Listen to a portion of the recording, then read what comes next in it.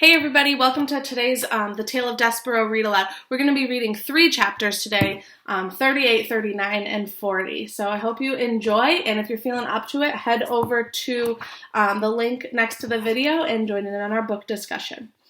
Chapter 38, To the Dungeon. The strange threesome made their way down the golden stairs of the castle. The princess and Mig walked side by side, and Roscoe hid himself again in the pocket of Mig's apron, and Mig pointed the sharp tip of the knife at the princess's back, and together they went down, down, down. The princess was led to her fate as around her everyone slept. The king slept in his giant bed with his crown on his head, his hands crossed on his chest, dreaming that his wife, the queen, was a bird with green and gold feathers who called his name, Philip, Philip, Philip, without ceasing. Cook slept in a too small bed off the kitchen, dreaming of a recipe for soup that she could not find. "Where did I put that?" she mumbled in her sleep. "Where did that recipe go? It was for the queen's favorite soup. I must find it." And not far from Cook, in the pantry, atop a bag of flour, slept the mouse Despereaux, dreaming, as you know, reader, of knights in shining armor, of darkness and of light. And in the whole of the darkened, sleeping castle, there was only the light of the candle in the hand of Vaccaro. The candle shone on the princess's dress and made it sparkle, and the princess walked tall in the light and tried not to be afraid. In this story, reader, we have talked about the heart of the mouse and the heart of the rat and the heart of the serving girl, Vaccaro, but we have not talked about the heart of the princess. Like most hearts, it was complicated, shaded with dark and dappled with light. The dark things in the princess's heart were these: a very small, very hot, burning coal of hatred for a rat who was responsible for her mother's death. And the other darkness was a tremendous sorrow, a deep sadness that her mother was dead, and that the princess could now only talk to her in her dreams. And what of the light of the princess's heart? Reader, I am pleased to tell you that P was a kind person. And perhaps more important, she was empathetic. Do you know what it means to be empathetic? I'll tell you. It means that when you are being forcibly taken to the dungeon, when you have a large knife pointed at your back, when you are trying to be brave, you are able still to think for a moment of the person who is holding that knife.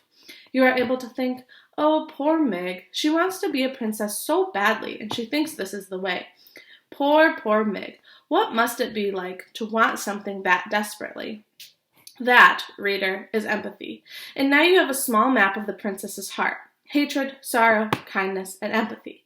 The heart that she carried inside of her as she went down the golden stairs through the kitchen.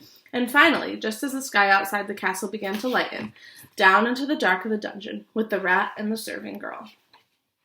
Chapter 39, Missing. The sun rose and shed light on what Roscoe and Vaccaro had done. And finally, Despereaux awoke.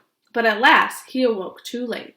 "I haven't seen her," Louise was shouting, "and I tell you, I wash my hands of her. If she's missing, I say good riddance. Good riddance to bad rubbish." Despereaux sat up. He looked behind him. Oh, his tail! Gone. Given over to the knife and where the tail should be. Nothing but bloody stub. And more foul play. "Gregory dead!" shouted Cook. "Poor old man, that rope of his broken by who knows what, and him lost in the dark and frightened to death because of it. It's too much." "Oh no," whispered Despereaux. "Oh no, Gregory is dead." The mouse got to his feet and began the long climb down from the shelf. Once he was on the floor, he stuck his head around the door of the pantry and saw Cook standing in the center of the kitchen, wringing her fat hands. Beside her stood a tall woman jangling a ring of keys.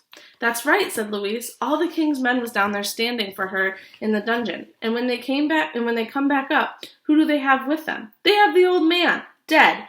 And now you tell me that Mig is missing, and I say, who cares?" Despereaux made a small noise of despair. He had slept too long. The rat had already acted, and the princess was gone. "What kind of world is it, Miss Louise, where princesses are taken from right under our noses and queens drop dead, and we cannot even take comfort in soup?" And with this, Cook started to cry. "Shh," said Louise. "I beg you, do not say that word."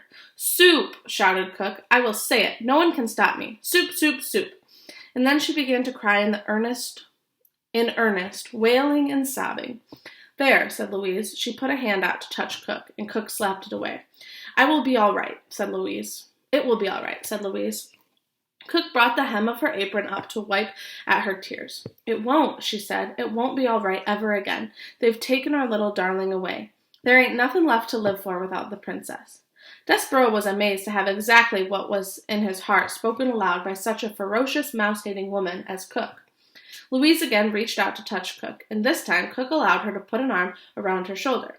"What will we do? What will we do?" wailed Cook. "Ah," Louise said. "Shh, there." At last there was no one to comfort Despereaux, and there was no time, anyway, for him to cry. He knew what he had to do. He had to find the king. For having heard Roscaro's plan, reader, Despereaux knew that the princess was hidden in the dungeon, and being somewhat smarter than Miggery he sensed the terrible unspoken truth behind Roscaro's words. He knew that Mig could never be a princess, and he knew that the rat, once he captured the pea, would never let her go. And so the small mouse, who had been dipped in oil, covered in flour, and relieved of his tail, slipped out of the pantry and past the weeping ladies. He went to find the king. Chapter 40, Forgiveness. He went first to the throne room, but the king was not there, and so Despereaux slipped through a hole in the molding and was making his way to the princess's room when he came upon the mouse council, 13 mice and one most very honored head mouse, sitting around their piece of wood, debating important mouse matters. Despereaux stopped and stood very still. "Fellow honored mice," said the most very honored head mouse, and then he looked up from the makeshift table and saw Despereaux. "Despereaux," he whispered. The other mice on the council leaned forward, straining to make some sense of the word that the head mouse had just uttered.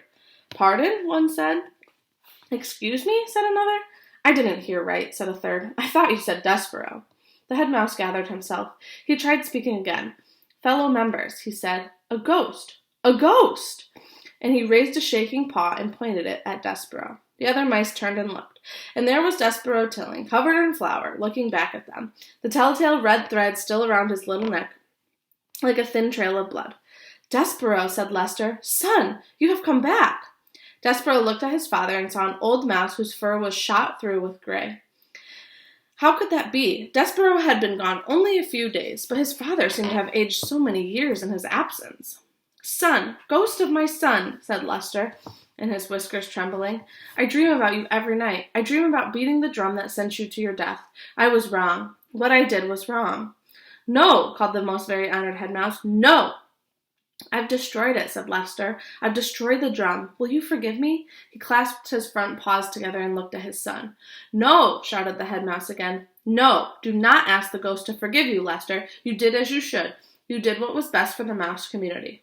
Lester ignored the head mouse. "Son," he said, "please." Despereaux looked at his father, at his gray-streaked fur and trembling whiskers, and his front paws clasped together in front of his heart. And he felt suddenly as if his own heart would break in two. His father looked so small, so sad. "Forgive me," said Lester again. Forgiveness, reader, is, I think, something very much like hope and love, a powerful, wonderful thing, and a ridiculous thing, too. Isn't it ridiculous, after all, to think that a son could forgive his father for beating the drum that sent him to his death? There's a picture of him coming back, and Lester and the head mouse. Isn't it ridiculous to think that a mouse could ever forgive someone for such perfidy? But still, here are the words Despereaux Tilling spoke to his father. He said, "I forgive you, Pa." And he said those words because he sensed that it was the only way to save his own heart and stop it from breaking in two. Despereaux, reader, spoke those words to save himself. And then he turned from his father and spoke to the whole mouse council. "You were wrong," he said, "all of you. You asked me to renounce my sins. I ask you to renounce yours. You wronged me. Repent." "Never," said the head mouse. Despereaux stood before the mouse council, and he realized that he was a different mouse than he had been the last time he faced them.